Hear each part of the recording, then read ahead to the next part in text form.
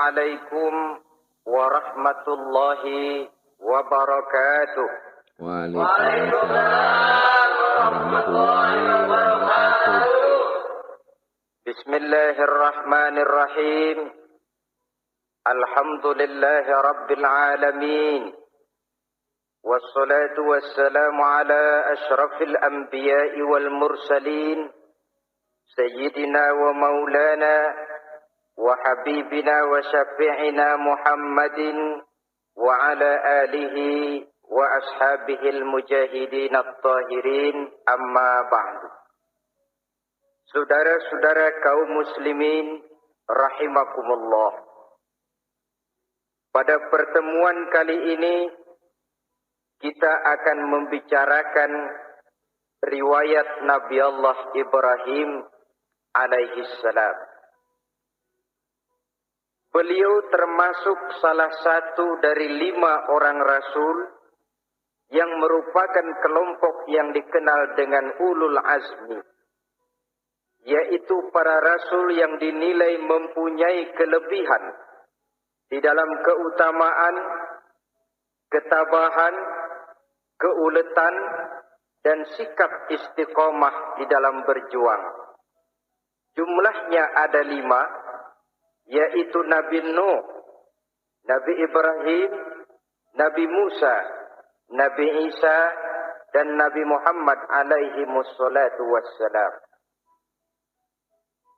Sebagaimana yang kita maklum bahwa Nabi Allah Ibrahim alaihi salam lahir pada masa pemerintahan Raja Namrus laknatullah alaih.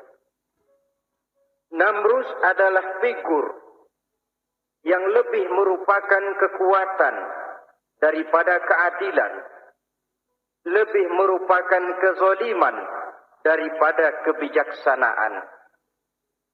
Ia seorang raja yang memerintah secara sewenang-wenang, lalu dengan segala macam cara berusaha mempertahankan kekuasaannya. Itu sebabnya di hari-hari menjelang kelahiran Nabi Allah Ibrahim alaihi salam, entah oleh karena rasa takut dan khawatir akan munculnya orang-orang yang dapat menumbangkan kekuasaannya, entah karena bisikan ahli nujum atau dukun-dukun yang memang banyak mengelilingi istananya, ia memutuskan untuk membunuh seluruh bayi yang dilahirkan dalam bentuk laki-laki. Ini dilatar belakangi oleh kekhawatiran akan muncul seseorang yang dapat menghancurkan kekuasaannya, sebagaimana Fir'aun laknatullah alaih.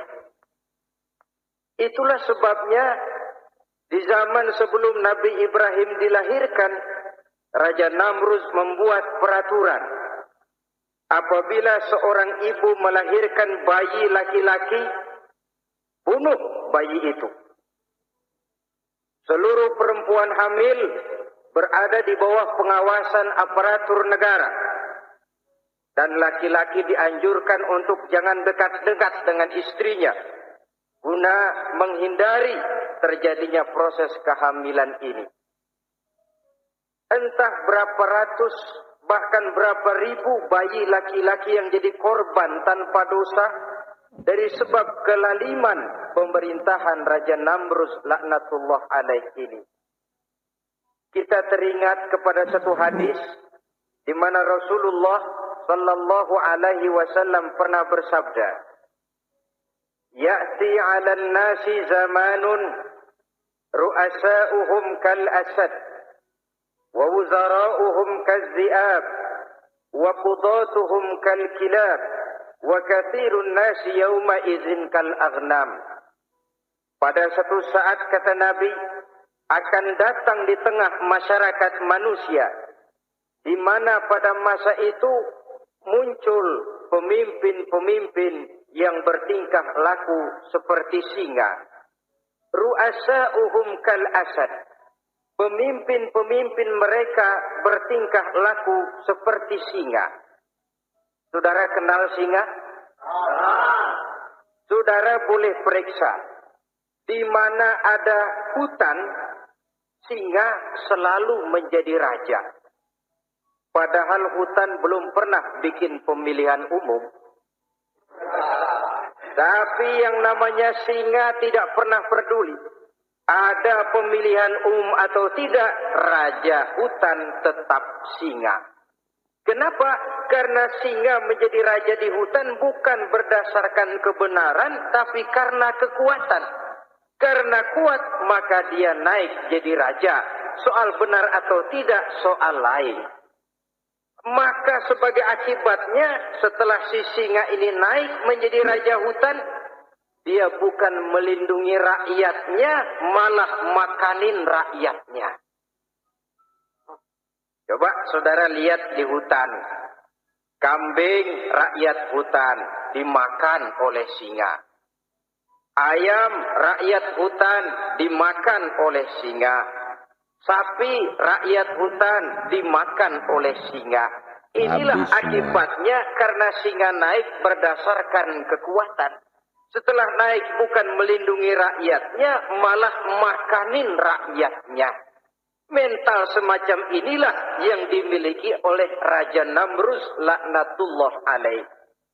Cuma karena rasa ketakutan akan datang orang yang akan menumbangkan kekuasaannya, maka seluruh bayi laki-laki harus dibunuh tanpa dosa apapun. Allah.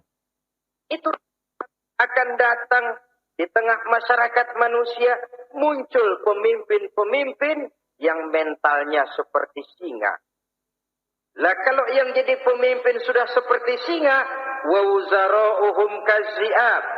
Yang jadi wazir, yang jadi menteri, kata Nabi, lagunya seperti serigala.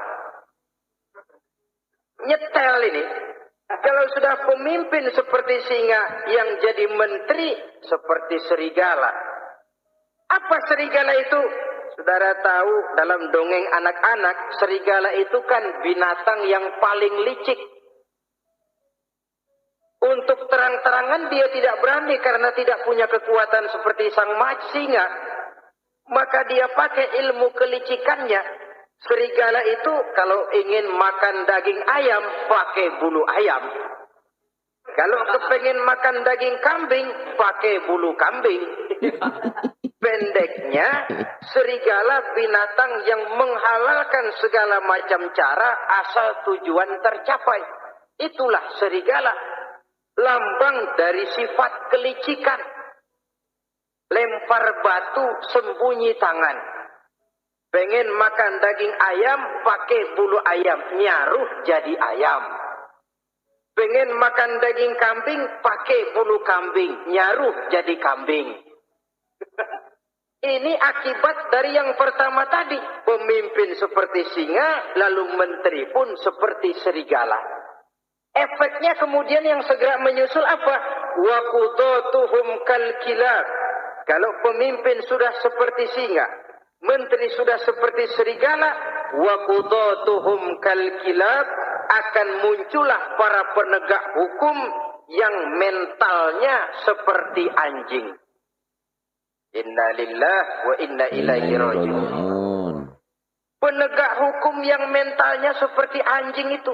Anjing, saudara lihat, anjing akan setia kepada siapa saja yang memberinya daging.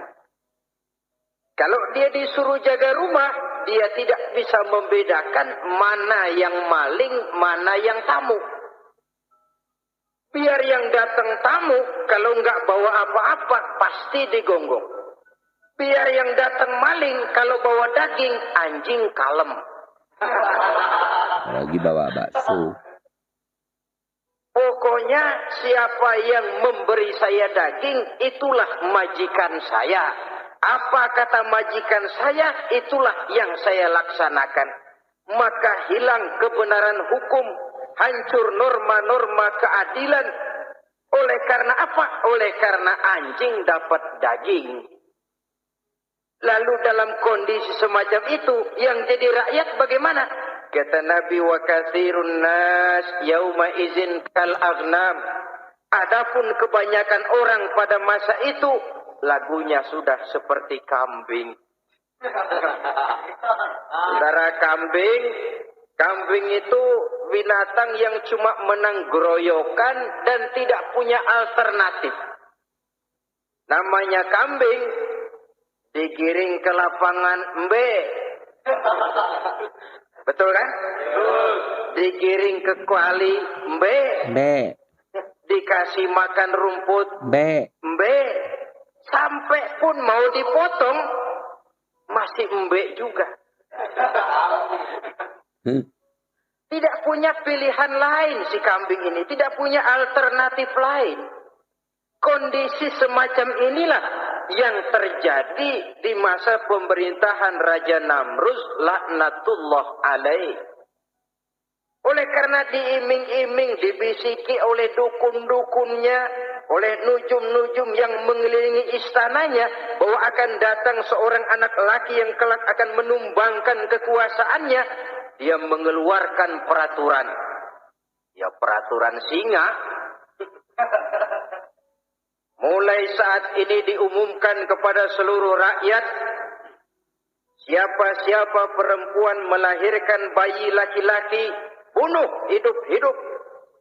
Seluruh orang bunting di bawah pengawasan Hansip negara. Dan mulai malam ini, supaya semua kaum bapak jarang-jarang tidur sama istrinya. Mati aku. Namanya peraturan Namrus. Tapi apa yang memang Allah kehendaki untuk terjadi, pasti terjadi. Yaitu kelahiran Nabi Allah Ibrahim alaihi salam. Pada saat beliau terlahir ke alam ini, oleh ayahnya yang bernama Azar, disembunyikan di dalam sebuah gua. Di sini bertemu antara nurani seorang bapak dan ketaatan kepada raja. Dia ingin taat kepada raja, dia mesti membunuh anaknya. Tapi sebagai bapak, dia sayang kepada anaknya, dia harus selamatkan. Dicarinya jalan tengah, maka Ibrahim disembunyikan di dalam sebuah gua dengan satu perhitungan tentunya. Lu mati, ya nggak apa-apa, lu hidup ya syukur. Sebab ini pertimbangan dia akan bikin susah dia di masa yang akan datang. Coba anak bayi dalam kondisi apa adanya ditaruh di dalam gua, menurut perhitungan logika mati. Namun apa yang terjadi? Nabi Allah Ibrahim yang sejak masa bayi diletakkan di dalam gua, dipelihara oleh Allah. Dan kalau Allah yang sudah memelihara, orang mana yang sanggup mendatangkan bencana dan mudarat? Untuk melangsungkan kehidupannya, Nabi Ibrahim itu mengisap ibu jarinya. Dan konon menurut riwayat dari ibu jarinya itu keluarlah madu. Sehingga walaupun tidak didampingi oleh ayah dan ibunya, tinggal di dalam gua seorang diri, pertumbuhannya sebagai seorang bayi menjadi seorang anak, tumbuh dengan pesat sebagai lazimnya anak-anak yang lain. Dalam ilmu tauhid, ini yang dinamakan irhas. Tanda-tanda yang diberikan kepada seseorang yang akan dipilih menjadi rasul pada saat dia masih anak-anak. Ini yang dinamakan irhas. Adapun kalau dia sudah diangkat menjadi rasul, maka tanda-tanda itu dinamakan mukjizat. Kalau jatuh kepada wali, maka tanda itu dinamakan karomah. Atau yang dalam bahasa kita disebut dengan keramat. Jadi kan kita ini dalam kehidupan anak-anak kita kadang-kadang bisa melihat bakat yang dimilikinya pada saat dia masih kecil. Tanda-tanda itu ada. Nah, dalam kehidupan para rasul, masa kecil mereka yang melambangkan tanda itu dinamakanlah irhas. Begitulah Nabi Ibrahim tumbuh dari bayi menjadi anak-anak di dalam gua. Dan ayah ibunya kadangkala menengok dia. Pada saat dia sudah mulai pandai berbicara, dia sudah mulai berpikir. Dan pola berpikir yang pertama, satu hari dia tanya bapaknya,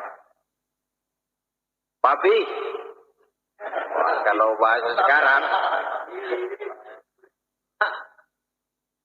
"ini yang bikin alam ini sebenarnya siapa? Yang bikin saya siapa? Yang menyebabkan saya ada siapa?" "Ya kami, ibu bapakmu," kata ayahnya. "Oh begitu." "Lalu yang bikin ibu bapak siapa?" "Ya nenekmu. Gara-gara dia saya ada. Gara-gara saya kamu ada." "Lalu yang bikin kakek dan nenek siapa?"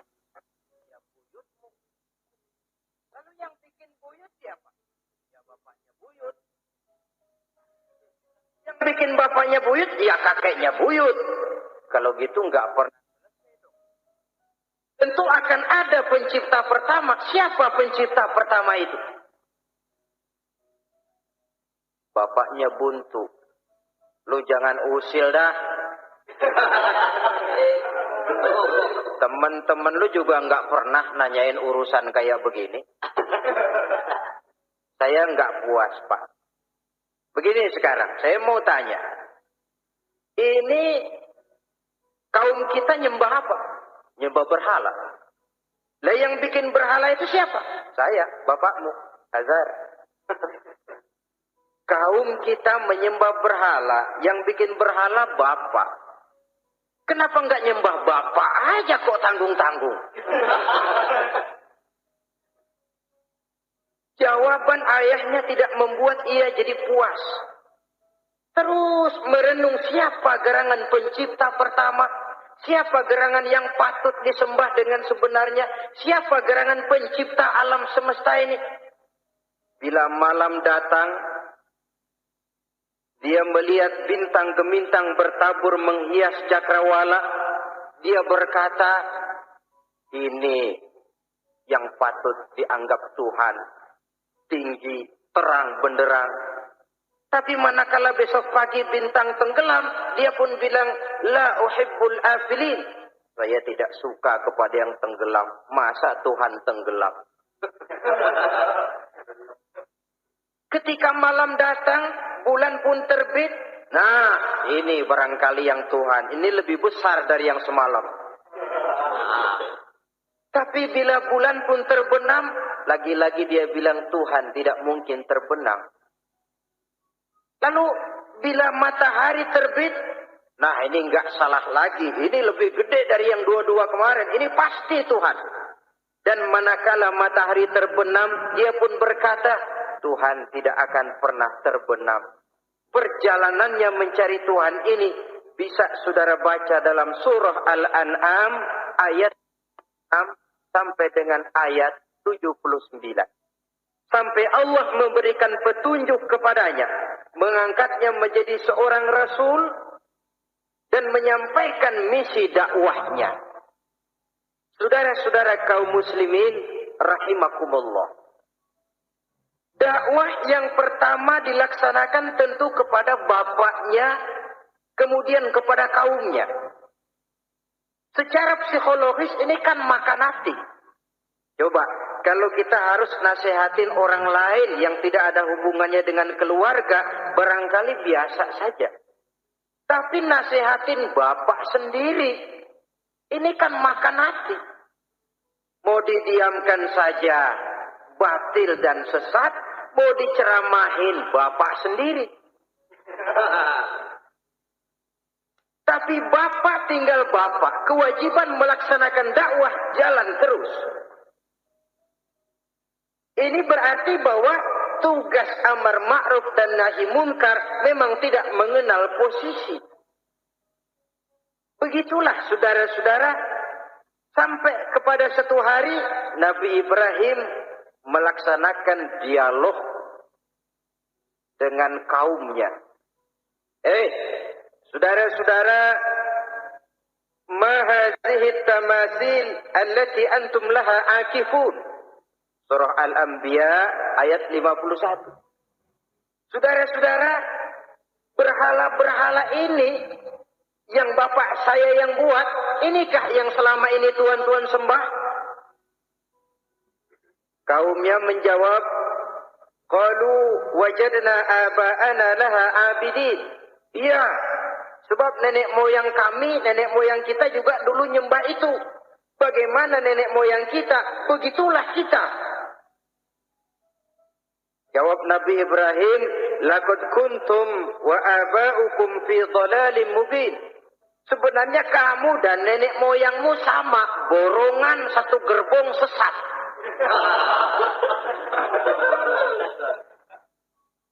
Kok kamu ngikuti nenek moyang kamu? Mereka enggak berpikir, kamu enggak ikut berpikir. Mereka sesat, kamu ikut sesat. Kamu sudah hidup di satu zaman yang maju sekarang ini. Kenapa mau kembali ke zaman nenek moyang dulu?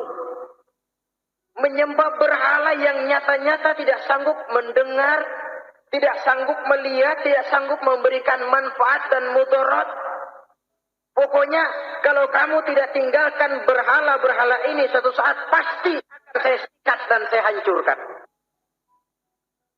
Saudara-saudara, prinsip dakwah itu memang tentu harus hikmah wal mau'izatil hasanah, dengan bijaksana dan dengan nasihat-nasihat yang baik.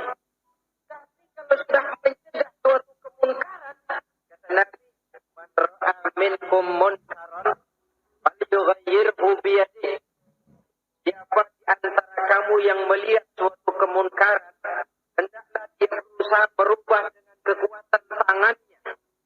Kalau dengan tangannya dia tidak sanggup, fabilisani, hendaklah dengan lidahnya.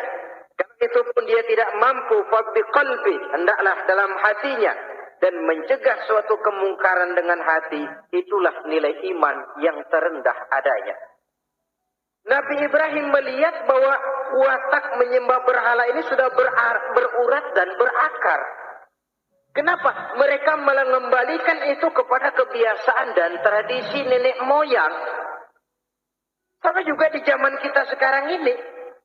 Sudah kita menegakkan tauhid, membina sebersih-bersih iman, menegakkan semulus-mulus tauhid. Ada juga kelompok orang yang mau mengembalikan kita ke zaman nenek moyang, ke zaman animis.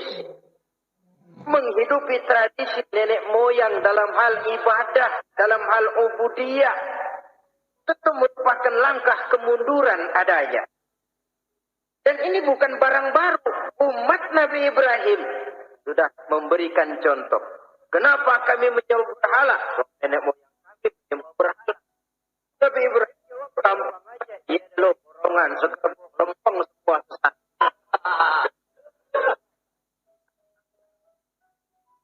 Muslimin rahimahumullah.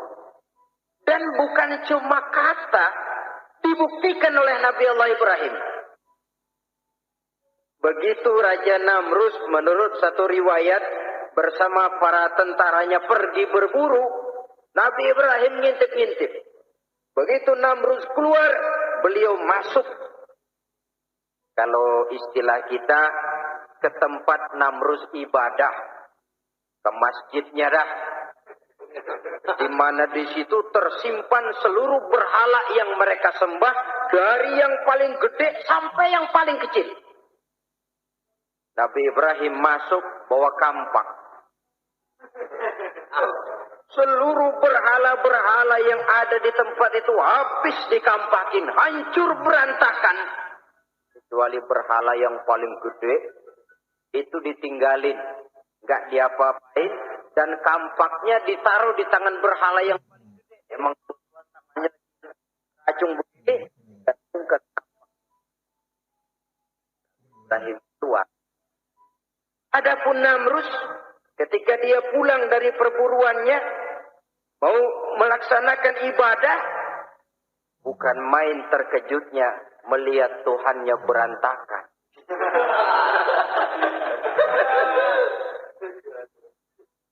Waduh, ini celaka kerjaan siapa ini? dikumpulkan para intel negara, staf-staf khusus. Ini ada supersip masuk kemari, mengganggu stabilitas peribadatan kita. Ini mesti dicari siapa biang keroknya ini. Cari sampai ketemu siapa yang menghancurkan Tuhan-Tuhan kita ini.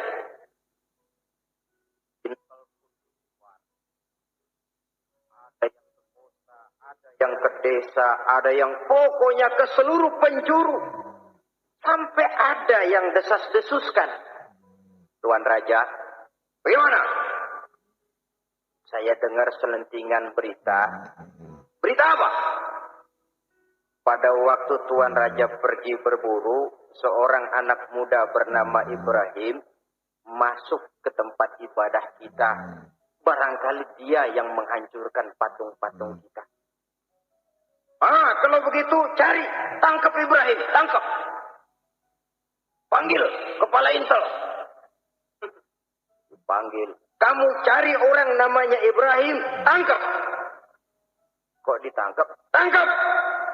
Sebab menurut berita dia yang menghancurkan berhala-berhala kita. Ya tapi kan belum ada buktinya, Pak. Soal bukti gampang belakangan, yang penting tangkap aja dulu.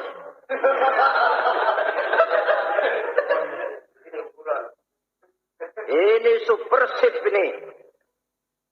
Saudara-saudara, dicarilah Nabi Allah Ibrahim, ketemu, dihadapkan kepada Raja Namrus, disidang di pengadilan terbuka, disaksikan orang banyak, dibuka oleh Raja Namrus. Sidang luar biasa dalam rangka memeriksa dan mengadili tertuduh Ibrahim. Dengan ini kami buka, kami nyatakan dibuka untuk umum. Terdakwa supaya dibawa ke dalam ruangan sidang. Dihadapkan Nabi Ibrahim. Nama Ibrahim. Orang tua Azar. Tuduhan menghancurkan berhala. A'anta fa'alta hadza bi'alihatina ya Ibrahim? Hai Ibrahim, benarkah kamu yang menghancurkan Tuhan-Tuhan kami? Siapa bilang? Ada berita yang sampai kepada kami. Ketika kami keluar, kau masuk ke tempat kami ibadah. Ngaku aja dan ngaku. Daripada urusan jadi panjang, mendingan ngaku aja dah. Kata Nabi Ibrahim, bal fa'aluhu kabiruhum hadha. Yang menghancurkan berhala-berhala Tuhan, berhala yang paling besar ini. Yang paling besar ini. Besarnya nunjuk ke patung, ininya nunjuk ke dirinya. Kabiruhum kepada berhala, hadha kepada enggak, kata Nabi Ibrahim, setahu saya enggak semua berhala hancur. Saya dengar yang paling gede enggak apa-apa. Ya, dan ada kampak di tangannya. Kali yang gede tuh iseng. Jadi yang kecil-kecil ini dikampakin semua sama yang gede. Buktinya kampak masih ada di tangannya kok. Tanya aja dia. Kata Namrud, Ibrahim, kamu sudah gila apa? Kenapa? Masa saya disuruh nyembah berhala, disuruh nanya berhala? Jadi nggak bisa jawab dia. Nggak bisa jawab lah. Kalau nggak bisa jawab, kenapa disembah? Yang gila saya apa sampean? Merasa tidak sanggup menghadapi argumentasi yang diajukan oleh Nabi Allah Ibrahim, Namrud kalap. Dalam kekalapannya itulah ia menjatuhkan vonis bahwa Nabi Allah Ibrahim dihukum bakar hidup-hidup. Pada hari yang ditentukan, dikumpulkanlah kayu bakar sebanyak-banyaknya, Hingga merupakan timbunan besar yang menyerupai sebuah bukit kecil. Apabila segalanya telah siap, kayu bakar itu pun disulut orang, dan api mulai menjilat ke sana kemari, makin lama makin besar, makin lama makin besar, sehingga tentara Namrus bingung. Ini Ibrahim bagaimana ngebakarnya? Kalau kita anterin ke api, kitanya ikut angus. Dilemparin gak mungkin sampai. Lalu mereka menemukan akal. Dibuat semacam lentingan busur panah. Kalau istilah kita di kampung kayak selepetan begitu. Sehingga Nabi Ibrahim dilemparkan dan tepat jatuh di tengah kobaran api yang menggunung. Namrus tentu saja memandang dengan perasaan puas. Segenap konco-konco dan antek-anteknya melihat dengan hati yang lega. Dan semuanya merasa hancur sudah. Biang kerok yang selama ini menjadi racun dan duri dalam kehidupan kita.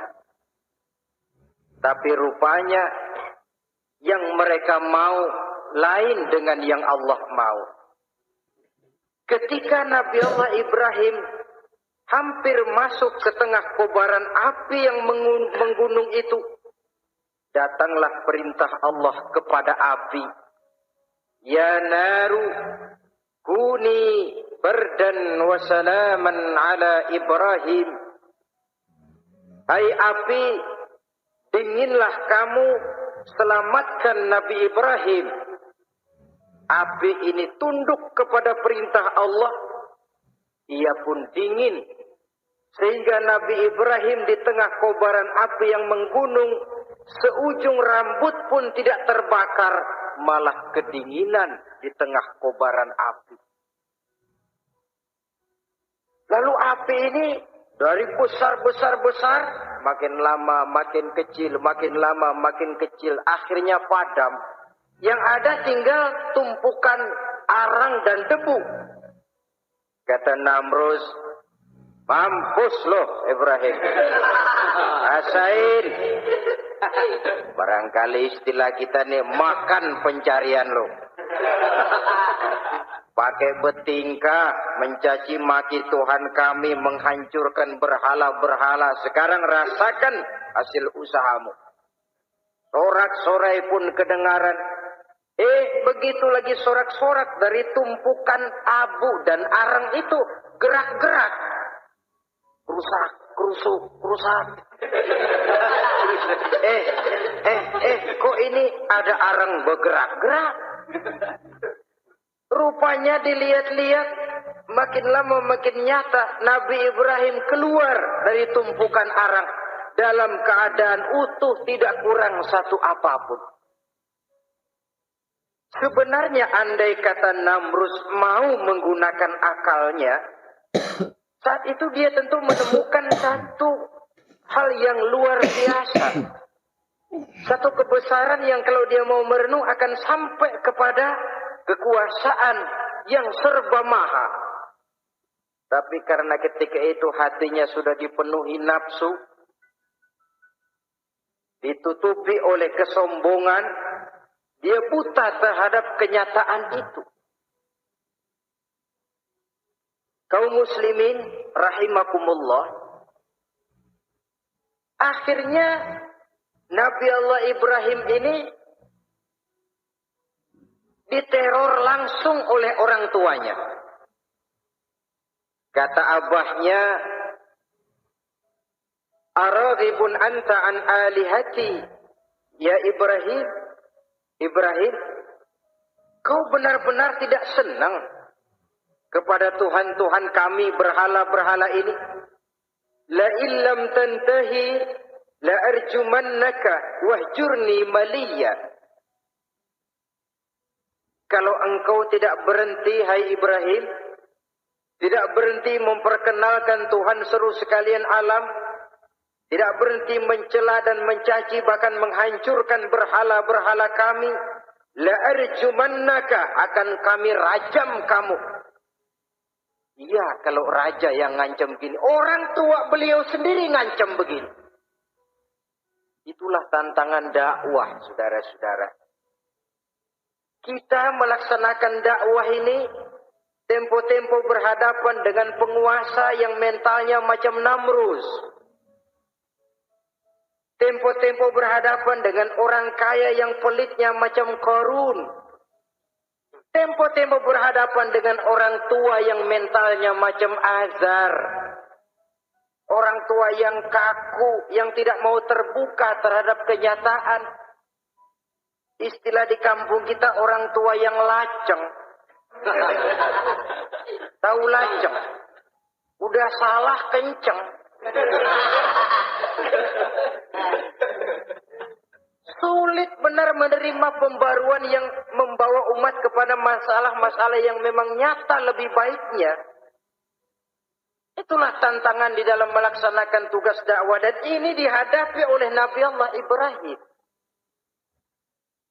Ayahnya terakhir memberikan tekanan, kalau kau tetap melaksanakan misimu, tidak engkau mau berhenti dari tugas dakwah ini, awas Ibrahim, la arjumannaka, akan aku rajam, akan kami lontari kau dengan batu, wahjurni maliya, pergi kamu dari sini.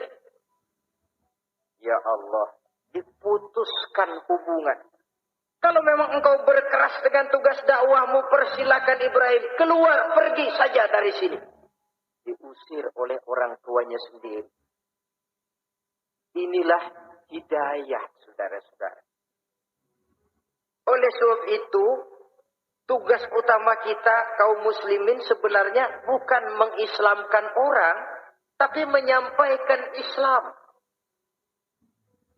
Tugas kita ialah menyampaikan Islam, bukan mengislamkan orang. Sebab orang mau Islam atau tidak, itu urusan hidayah dari Allah. Jangankan kita, Nabi Ibrahim mentauhidkan ayahnya Azar. Nabi Nuh tidak bisa mengislamkan putranya Adam. Kan Nabi kita Muhammad sallallahu alaihi wasallam pun tidak bisa memberikan hidayah kepada Abu Jahal dan Abu Lahab. Paman Nabi, orang tua, istri Nabi sekalipun, hidayah tidak diberikan kepada mereka. Mereka tidak terpanggil mengikuti kebenaran. Kalau sudah kenyataan ini yang kita temui, kembalilah ke Quran. Allahumma inni qad ballaghtu, wahai Allah, seruanmu sudah saya sampaikan, dakwahmu sudah saya canangkan, ajakan kepada tauhid sudah saya sampaikan. Allahumma inni qad ballaghtu, sudah saya sampaikan ya Allah. Perkara mereka tidak mau ikut, itu karena semata-mata hidayah berada di tanganmu ya Allah. Kalau kemari landasan dakwah kita, insya Allah tugas dakwah kita berkelangsungan. Kalau tidak, maka nanti kita pikirin, ya orang gua ajak benar-benar nggak mau. Ya, dipikirin. Saya ajak ngaji, malah dicaci maki. Saya ajak yang baik, malah saya dicemoohkan. Kok begini dakwah? Akhirnya dipikirin. Sakit, jantungan. Sudah orang nggak kena kita ajak beriman, kita sendiri makan ke dalam. Itulah Quran meletakkan konsepsi dasar, sampaikan dakwah dengan baik, bil hikmah wal mau'izatil hasanah wajadilhum billah. Kalau ternyata metode sudah baik tapi orang tidak juga mau beriman, tanamkan Allahumma inni qad ballaghtu. Ya Allah, tugas saya cuma sekedar menyampaikan. Nah, inilah pertemuan kita pada kali ini. Walaupun singkat, mudah-mudahan sekali lagi kita termasuk salah satu di antara 7 golongan yang di akhirat nanti langsung mendapat perlindungan dari Allah. Amin. Terima kasih banyak atas segala perhatian. Mohon maaf atas segala kekurangan. Usikum wa nafsi bitaqwallah.